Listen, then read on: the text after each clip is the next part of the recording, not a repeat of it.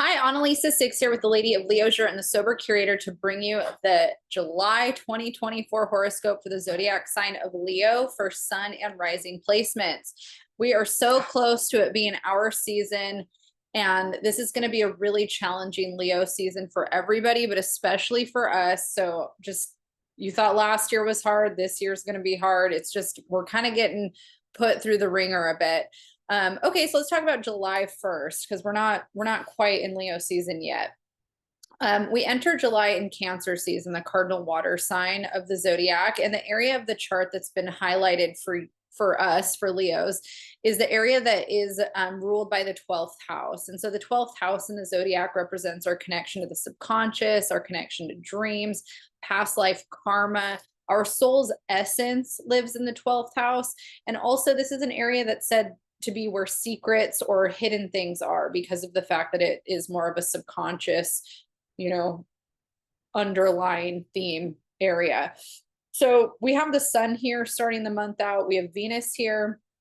And then Mercury's here, but only for a second, because on the second, on July 2nd, Mercury is going to be entering our sign of Leo.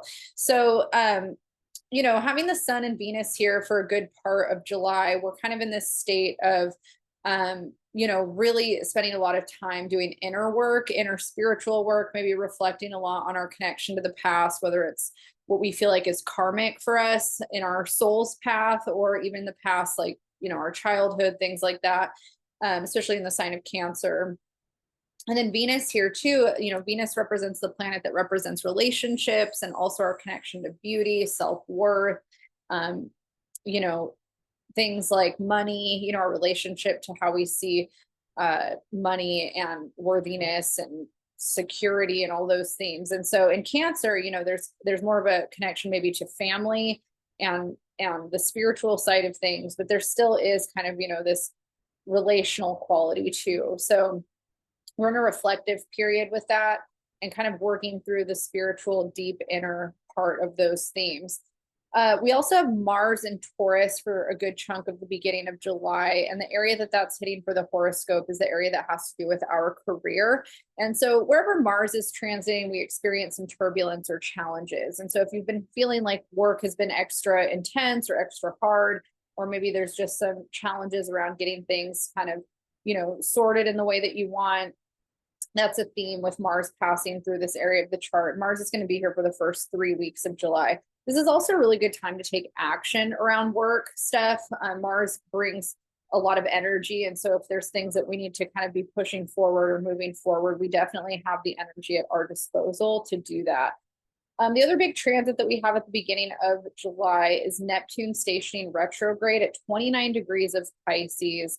And this is happening on the 2nd. And so we've had Neptune in Pisces. It started its way into Pisces in 2011. And so if you think what was starting for you in 2011, that is now wrapping up. And Neptune being the ruler of Pisces and the 12th house and kind of more of this subconscious, longer, kind of storyline, we might not overtly know what the story is that's wrapping up for us. But, if we look at where it's hitting in the horoscope, the area of the chart that this is hitting and where Neptune has been transiting for the Leo horoscope is the area that it's the 8th house that represents our relationship to marriage. It's our relationship to shared resources and assets, loans, investments, sex, death, rebirth. It's the house that Scorpio traditionally rules. And so over the last 14, 15 years, you've had Neptune transiting the horoscope part of this chart. And now with Neptune stationing retrograde, there's a reflect review happening in this area of the chart. And we're kind of finishing something up. We're finishing a story or a cycle up. And this is also a Saturn cycle. 14 years is a Saturn cycle. And Saturn's here in this area of the horoscope as well. So this is a big deal. It's karmic. There's a lot kind of coming to a close, and we won't really see the full close of everything until March of next year. I believe that's when Neptune is entering Aries. Let's see. Neptune begins its entry into Aries in March of 2025. So we're gonna, at the very last day of March. So we're gonna be, in this retrograde from the second, today until December. And then Neptune will station direct, I believe, on December 7th. And then it's going to finish its time up in Pisces, and then it's going to enter Aries, where it's going to be for another good chunk of time. So think about the last 15 years of your life. What started 15 years ago when it comes to marriage, shared assets and resources, sex, death, rebirth, loans, your relationship to the occult and spirituality. Like, what was happening for you 15 years ago? What have you been working on through that 15 years, and what's coming to a close right now? I'll share my side of things because it's fucking weird. I'm a Leo. My ex-husband is Leo rising, and we're getting a divorce right now. And we got married in 2012. And I believe we set the date for our wedding in 2011. And so for me, this whole Neptune cycle for the horoscope being in my marital house, it's like, wow, there's my marriage. Neptune started and ended my marriage. So it's really bizarre. It's a really weird kind of thing to witness from an astrological perspective, especially since he's Leo rising and I'm Leo sun. Is that necessarily true for every Leo? Not necessarily. That just happens to be eerily correct for my life, but very bizarre. So there's a lot of different themes. It could also be like if you had a certain amount of financial stuff that you're working through with an inheritance or family member, like those are themes that can come up. Also spiritual themes, this house rules the occult. And so if there's like occult practices that you're a part of, those things are changing in some way, or you're kind of having some bigger breakthroughs spiritually or in kind of like a self-discovery way. Sexual identities and experiences here. If you have sexual trauma that you're healing and working through, that maybe the memories started years ago and now you're kind of coming to this new cycle or space with it, that's something too that can come up with this transit. So it's pretty powerful transit. It's pretty interesting. And we're going to be out of Neptune in Pisces by March of 2025. So it's a pretty interesting thing to kind of see this retrograde, because this retrograde is really the last little reflect review period of this particular story. Okay, so on July 5th, let's go back. So Mercury also is entering Leo the same time that Neptune is stationing retrograde. And so Mercury is going to be entering the first house of the Leo horoscope, which is the house that represents identity. And so the first house, is the house that Aries traditionally rules. And it's the area that really signifies what our relationship to self is. How do we perceive ourselves? How do we connect with ourselves? How do we put ourselves out there? What is that relationship? What does it mean to us? And I would say that I'm somebody that's really autonomous and really confident being autonomous and doing things on my own. I've been self-employed for a long time. I like to spend a lot of time alone. I live alone now and I actually really enjoy it. I get lonely in the sense that I love love and I love sharing love. And I am sad that I don't have someone romantically to share that with, that was somebody that I thought I was going to be doing that with forever. But I also am like really autonomous and confident being completely on my own. And I love myself, and I love myself probably more than I ever have before.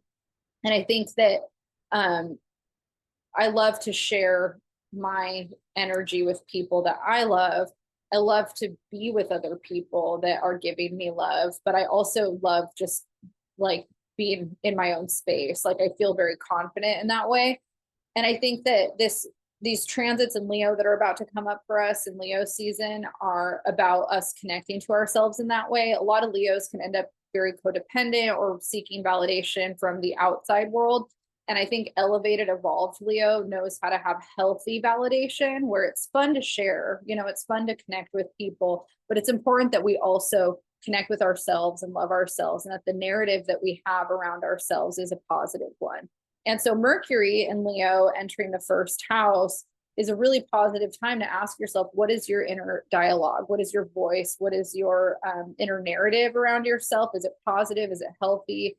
The Strength card in the tarot is ruled by Leo, and the Priestess of Wands and like King of Wands, those energies are like very confident expressions of fire energy. And so this is a really positive time to kind of work into those confident expressions of fire energy. Excuse me. Um, so Mercury's going to be in Leo. Oh, where am I? I'm in the wrong month. Mercury's going to be in Leo for the first 3 weeks-ish of July. Then July 5th, we have a full moon, or I'm sorry, we have a new moon at 14 degrees of Cancer. And the area of the chart that this is hitting is where I was talking about at the beginning of this video, where Cancer is, so the 12th house. And new moons are a time to set intentions around things that we want to manifest and cultivate in our lives. So, a new moon in the 12th house, it's a really good time to set intentions around the way that you like spiritual hygiene, I would say. So, what is your relationship to spirit? What's your relationship to God, or whatever your relationship is to source energy? A lot of people in my life have issues with the word God. So if we were to think of like, maybe even if you're an atheist, like we don't have to think of God as like a figurehead, just what's your relationship to the web of consciousness and universal energy that we're connected to? And, are there things within that you feel like you need to work on? Do you need to meditate more? Do you need to spend more time, being vulnerable with yourself, feeling into your feeling centers in a spiritually grounded way? Like, what's your relationship to that? The 12th house also is a really good energy for channeling art and music. So if you have artistic goals, musical goals, any kind of creative goals, this is a really positive time to set intentions towards that as well. That's happening at 14 degrees of Cancer on July 5th. After that, the next kind of major shift in energy that we have is going to be Venus entering Leo on the 11th. So Venus is going to join the Mercury in Leo party, where Venus will be entering that first house of the Leo horoscope chart. And this is a really positive time to date yourself. So if you are, kind of working through self-love things, how do I embrace myself? How do I love myself? How do I feel good and confident about myself? Venus in Leo is kind of here to bring that awareness and that empowerment in. The last time we had Venus in Leo was over the summer of last year. We had Venus retrograde in Leo. That was when my relationship fell apart. And so it's interesting because if we look back to that whole summer, I think Venus entered Leo in June of last year, station retrograde in July, and then went direct in September, and then finished her stint out, I think, throughout September, and then went, into Virgo. And so if we think back to that period and kind of the things that we were working through, and then fast forward to now, what did we work through back then and where are we at today? And has there been any progress made around self-worth, self-love? I know for me during that period, I was in a really negative space with myself. My health issues were really bad. My relationship felt like something was off and wrong. And I was, being told that everything was fine, but it was like obviously not fine. And I felt really insecure. My self-esteem was really low. Everything in my personal relationship to self was not in a good space at all. And between then and now, a lot of that stuff has improved. Like I feel like my health issues are a lot less bad than they were. My relationship to self is a lot better. I have a lot more love for myself than I did last summer. A year makes a big difference. I told the universe too, when we're talking about setting intentions with that 12th house energy, I remember praying and I told the universe, I said, I want my life to be significantly better and different by the time I'm 35. I remember turning 34 and being like, I'm not happy with my relationship to self right now. I feel bad in my body. I feel insecure. I feel self-conscious. I feel like my relationship's not in a good place, my relationship with myself and my romantic partnership. And I remember just being like, I really hope by the time I turn 35, things are significantly better. And even though I'm still going through a really challenging time with my divorce and, just kind of this new chapter, things are so much better than they were. A lot of the things that I've always wanted in my life have come to fruition. My relationship to my body and myself is a million times better. I'm not having the level of health problems that I was having. And so it's interesting to compare, when Venus was in Leo last versus where we're entering now and the work that I've done. I mean, a lot of that's because I've done work on myself and I've been making changes and choices that are more in alignment with who I am to me. And so that's also something to reflect on with Venus passing through the first house in our sign of Leo. Are you living a life that is authentic to you? Are you expressing yourself in a way that's authentic to you? There's a lot of things that I never did for my body that were things that were authentic to me, but I didn't do because of my marriage or because of my perceptions of what I thought, would happen in my relationship. And when I've been on my own, I am like, oh, this is so obvious that I want this or I want to do this, but I'm not now running it by somebody else that I care about what they think. Because right now I don't care what anybody thinks. And it's really positive for me. So yeah, those are some themes, and I'm just sharing my own personal anecdotes. And if it's helpful for anybody that's also kind of in that space of like, who am I? What do I want? How do I confidently express myself? Because Venus and Leo is going to help this iteration out. And it's a continuation of what got triggered during the retrograde last year. And Venus is going to be in Leo for the rest of the month until early August. After that, the next major shift of energy that we have is Mars entering Gemini on the same day that we have a full moon in Capricorn. So on the 21st of July, we're going to have a full moon at 29 degrees Capricorn. Now, this is an important full moon to think about because we had a full moon on June 21st that was at 1 degree Capricorn. And the area that this hit in the horoscope for Leo is the area that represents your daily routine, how you're of service in the work that you do in the world, and also your health. And so if we think about back to June 21st, if there was anything along those themes, like your routine, how you're of service, your health routine, those types of things, your diet, exercise, those things are coming up for you again. June 21st is a really good time to set intentions towards a lot of that stuff. July 21st is a good time for releasing and letting go anything that's not serving you. So an example, like maybe on June 21st, you're setting intentions, wanting to put things in order, maybe take better care of yourself, get things more together. Maybe there's a certain way you want to work differently or more organized. And then a month later, let's say that there's some habits or themes that are coming up for you, or like, this isn't really in alignment for me. Like, I didn't really exercise enough last month. Part of that was just, there's a certain level of kind of chaos that I kind of feel like my life has, just in the sense I don't have like a strict schedule right now. And so I kind of feel like I'm at the whim of every day being different. And I really want to start working out again. And so for me, this full moon in Capricorn at 29 degrees, it would be really nice for me to release this idea that because I don't have a consistent work schedule, I can't have a consistent schedule. So I feel like I want to let go of any limiting beliefs I have that's blocking me from like working out the way I want to work out or taking care of myself the way I want to take care of myself. So that's just an example of kind of some of the way that you can use that energy. On the 22nd of July, we enter Leo season. So this is our time to shine. Happy birthday, July Leos. Again, this Leo season is going to be a bit rocky once August gets started because we're going to have Mercury retrograde and it is going to go back into Leo a bit. So, it's so frustrating. Just looking at my birthday, Mercury is going to be conjunct my sun retrograde. I'm just like, there's so much about my birthday this year. My birthday is the anniversary of my husband and I starting to date. So I'm already super anxious about this birthday because it's my first birthday since I was 20 that we're not together celebrating our anniversary and my birthday. I've already been like, I don't know what I'm going to do. Like, I see this Mercury conjunct my sun retrograde. I'm like, what? Not to make it all about me, but to make it all about me because I'm watching the transits, like WTF, just brutal. Yeah. Okay, so Mercury after July 22nd, Mercury on the 26th is going to enter Virgo, where Mercury rules. Mercury is domicile in Virgo.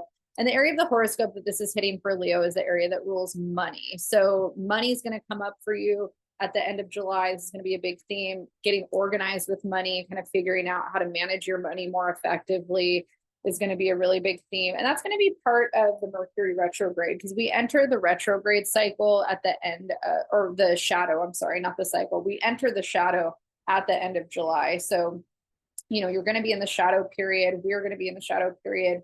And then it's going to station retrograde in August and then go back into Leo. And hopefully, I think September when Mercury stations direct, Mercury will be direct finishing up in Leo again. And then mid-September, we're going to see, Mercury moving forward in Virgo. So by mid-September, the financial stuff should hit some traction again. But this August period, this end of July into August period, it's going to feel really chaotic financially. And it's just good to know, it's like whatever you can do now to kind of set yourself up, in a way that's a little bit more structured is positive. And I need to hear that. I'm not good at that. I've gotten a lot more avoidant than I used to be because I'm just stressed out, but it's not good to be avoidant. It's definitely better to, see where you can tackle stuff and get organized. All right, Leo, that is your horoscope for July. And I wish us all the best of luck getting through this next kind of little challenging hump over the summer.